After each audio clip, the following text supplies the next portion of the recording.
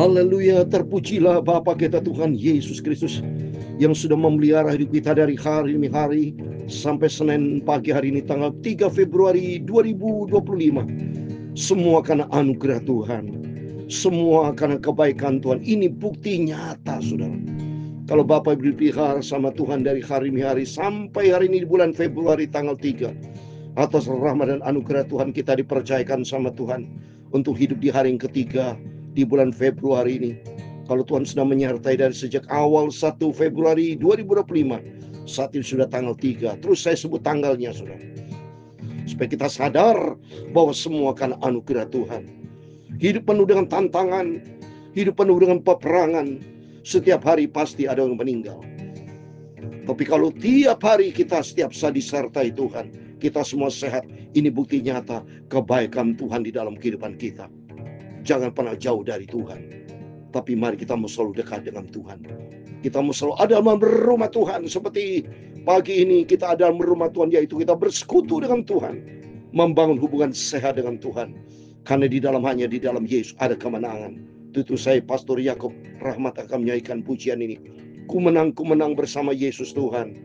Karena sebentar lagi kita mau baca di dalam kelanjutan firman Tuhan kemarin, pada peperangan Raja bangsa Israel Ahab melawan Ben-Hadad, Raja Syria, ada kemenangan. Saat itu juga sama, saudara. Ada peperangan lagi. Karena kemarin kan sudah saya terangkan, ada nubuatan dari Nabi bahwa nanti Raja Ahab akan menghadapi peperangan, menghadapi Raja Ben-Hadad. Dan ternyata terjadi, saudara. Oleh karena mari nanti kita baca 1 Raja pasal 20 ayat 23 sampai 34. Tapi kalau bersama dengan Yesus, hidup penuh dengan tantangan, hidup penuh dengan pergumulan, hidup penuh dengan peperangan. Tidak pernah berhenti kita menghadapi tantangan dalam hidup. Tapi jangan pernah berhenti pula bergaul karib dengan Yesus. Kalau kita bergaul dengan Yesus, peperangan seberat sehebat apapun, Tuhan berperang ganti kita. Karena di dalam nama Yesus ada kemenangan. Amin. Ku menang bersama Yesus Tuhan. Ku menang di dalam peperangan.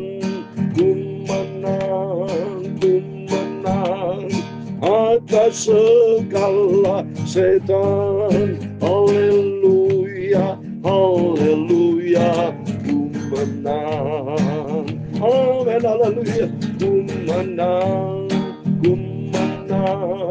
bersama Yesus Tuhan. Amin, haleluya. Ku menang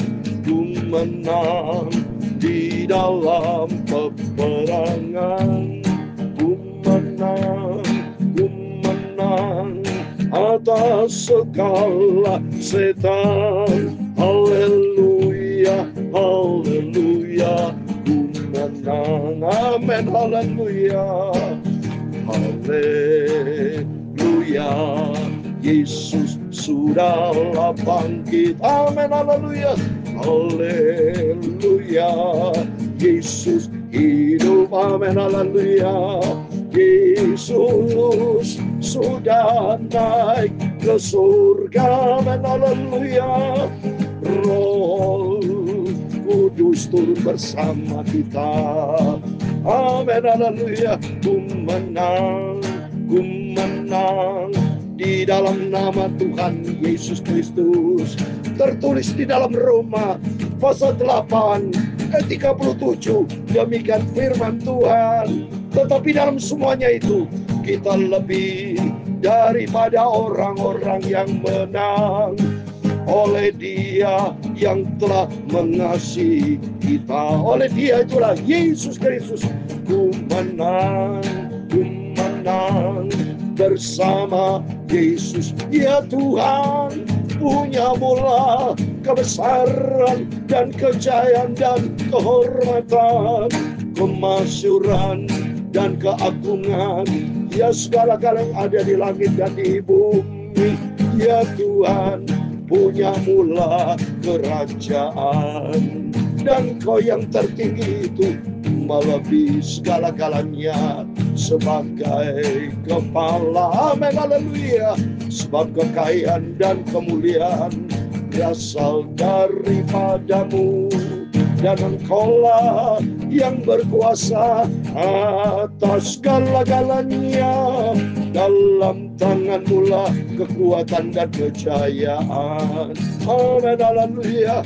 Dalam tangan-Mu lah kuasa membesarkan, amin, haleluya, dan mengokohkan segala galanya, amin, haleluya. Sekarang ya Allah kami, dalam nama Tuhan Yesus Kristus, kami bersyukur kepadamu dan memuji nama-Mu yang agung itu. Haleluya.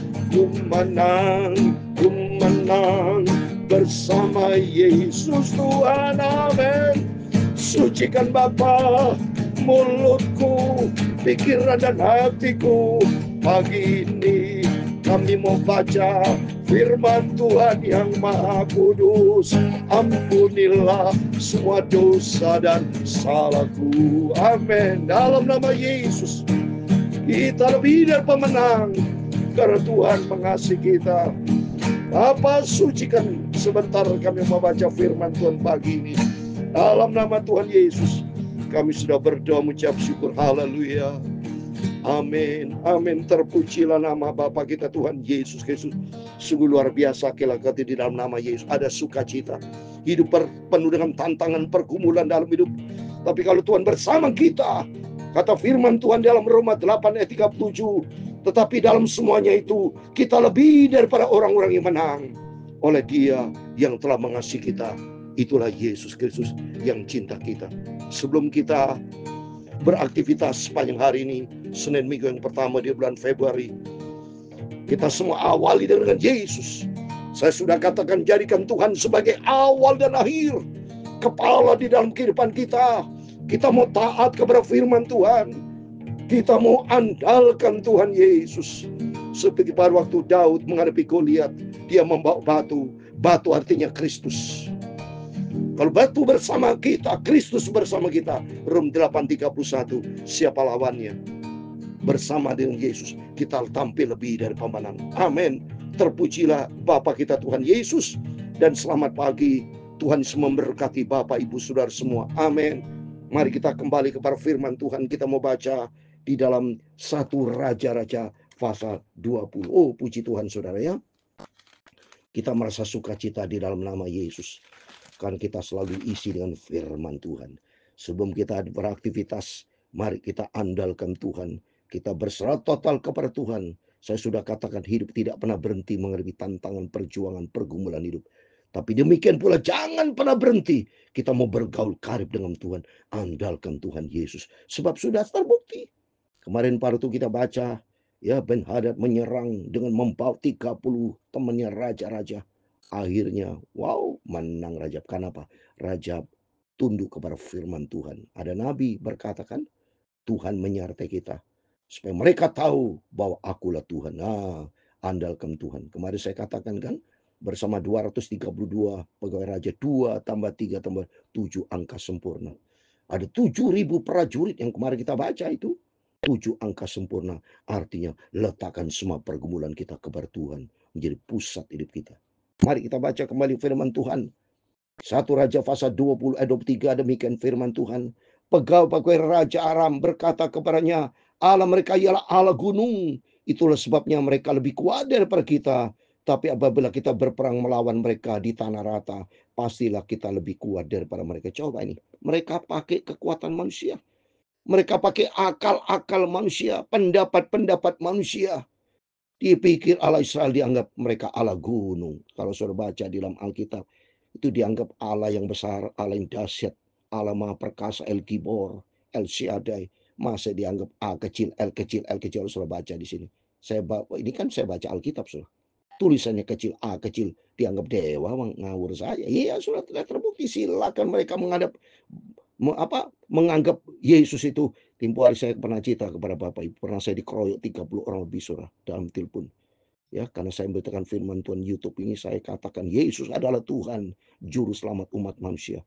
Wah, kelihatan mereka disebarluaskan oleh mereka-mereka yang belum percaya Yesus. Saya ditelepon, Pak Pendeta khotbah, katanya Yesus sebagai Tuhan, Raja Juru Selamat. Menurut saya, Yesus bukan juru selamat, hanya nabi. Dia bilang, ngawur aja. Saya terangkan firman 2 jam saya di dalam telepon. Saya menangis, minta hikmat dan kuasa Tuhan. Dan puji Tuhan, mereka makin mengerti akan kebenaran firman Tuhan. Supaya kerinduan kita, sesuai Filipi pasal 2, 10 dan 11. Setiap lutut bertelut, setiap lidah mengaku, Yesus adalah Tuhan.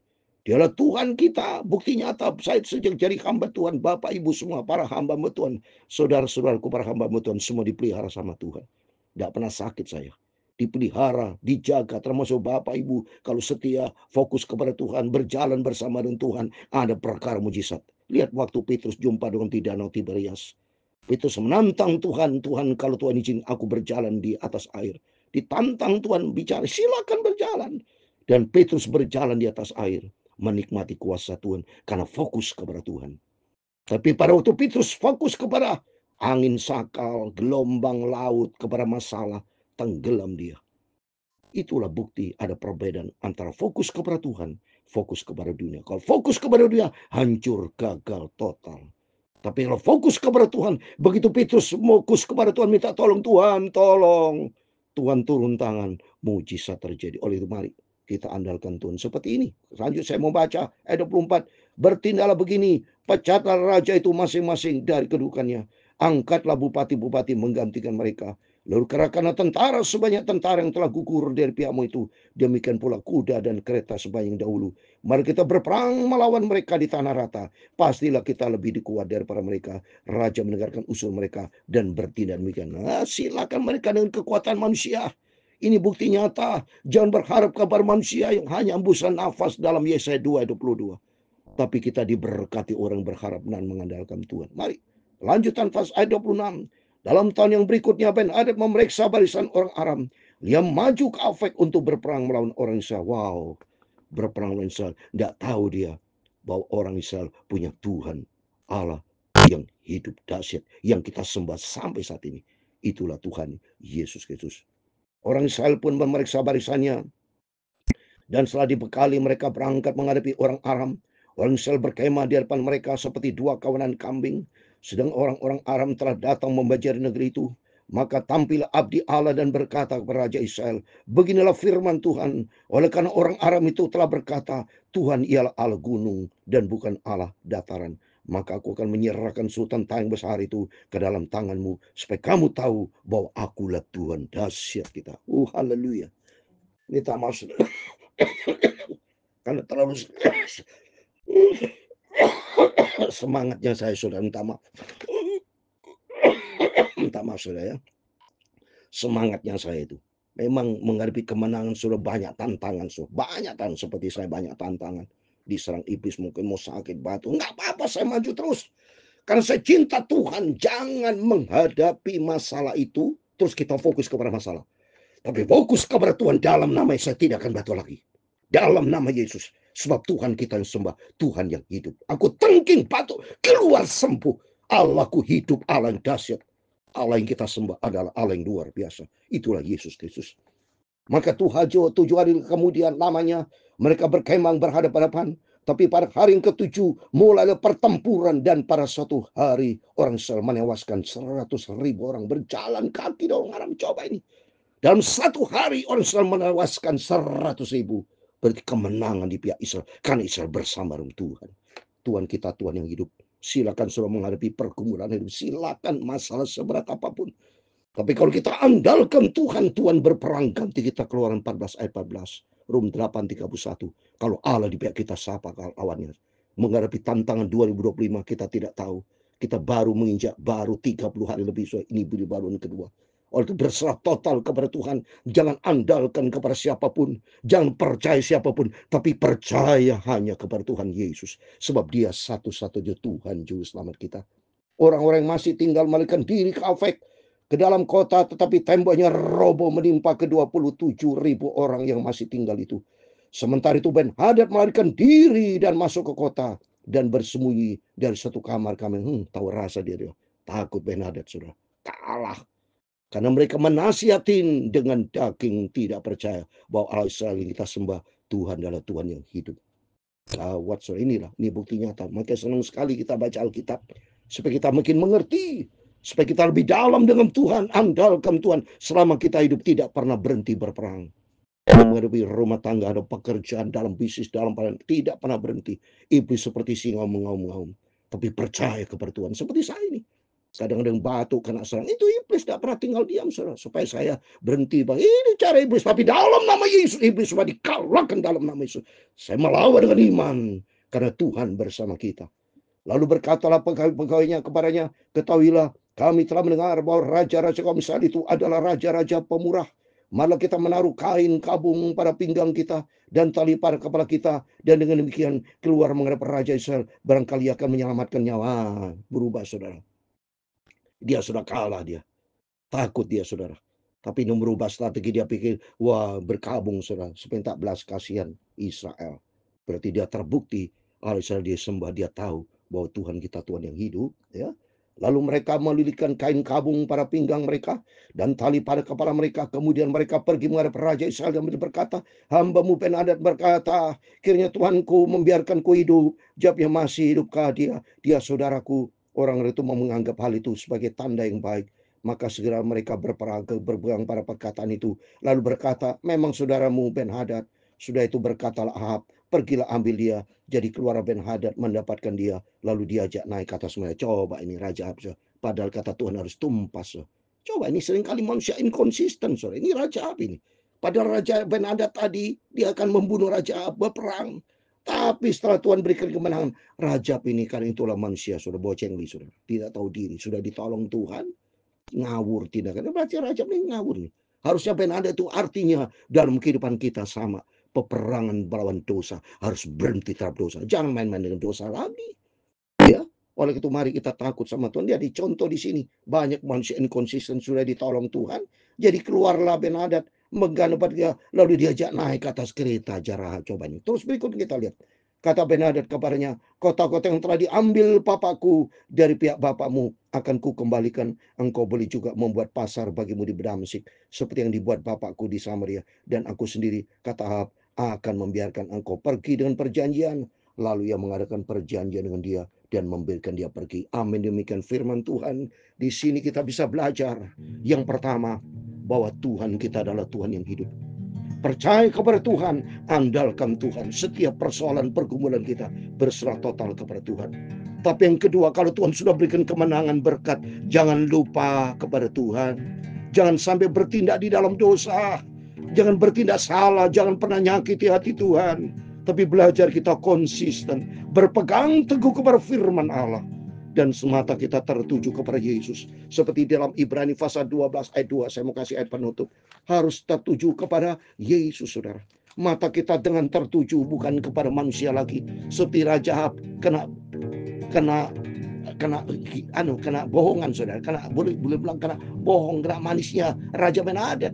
Diajak masuk dalam kereta. Itu sudah salah, sudah salah. Mari kita nanti berikutnya besok kita lihat apa risiko yang berdosa sama Tuhan. Pasti Tuhan akan berikan murka. Jangan pernah berharap kepada manusia. Jangan pernah mengkhianati. Jangan bertindak tidak setia. Jangan bertindak inkonsisten. Mari kita mata kita tertuju kepada Yesus. Ibrani 12 ayat 2. Mari kita melakukannya dengan mata yang tertuju kepada Yesus, yang memimpin kita dalam iman dan yang membawa iman kita kepada kesempurnaan. Yang dengan mengabaikan keinginan tekun pikul salib, ganti sukacita yang disediakan bagi dia yang sekarang duduk di sebelah kanan tahta Allah. Amin. Biarpun kita ikut Yesus pikul salib, saudara. Memang saudara, firman Tuhan dalam Matius 16 ayat 24, ikut Yesus ada salib yang kita tanggung, ada bayar harga. Tapi di balik semuanya ada kemuliaan Tuhan. Oleh itu mari melalui firman-firman selalu kita dengar, semakin kita mau nempel dengan Yesus, semakin kita mau melekat dengan Tuhan, kita mau lebih dalam dengan Tuhan. Saya sudah katakan tahun 2025 ada tahun perkenanan Tuhan. Biar hidup kita makin berkenan sama Tuhan. Di situ kuasa Tuhan kan kita alami. Kerajaan Allah datanglah di dalam setiap rumah tangga kita, dalam pelayanan kita, dalam seluruh aspek hidup kita. Kalau Tuhan bersama kita, hidup kita berkemenangan. Ku menang bersama Yesus Tuhan. Amin, haleluya. Ku menang di dalam peperangan. Ku menang menang, haleluya, atas segala setan. Amin, haleluya, haleluya, haleluya. Ku menang, amin, haleluya, bersama dengan Tuhan Yesus. Tuhan memberkati engkau dan melindungi engkau. Tuhan menyinari engkau dengan wajah-Nya dan memberi engkau kasih karunia. Amin. Tuhan menghadapkan wajah-Nya kepadamu dan memberi engkau damai sejahtera. Amin. Haleluya. Bapa kami yang di surga, dikuduskanlah namamu, datanglah kerajaan-Mu, jadilah kehendak-Mu di bumi seperti di surga. Berikanlah kami pada hari ini makanan kami yang secukupnya, dan ampunilah kami akan kesalahan kami, seperti kami juga mengampuni orang yang bersalah kepada kami. Dan jangan membawa kami ke dalam pencobaan, tetapi lepaskanlah kami daripada yang jahat. Karena Engkau-lah yang mempunyai kerajaan dan kuasa dan kemuliaan sampai selama-lamanya.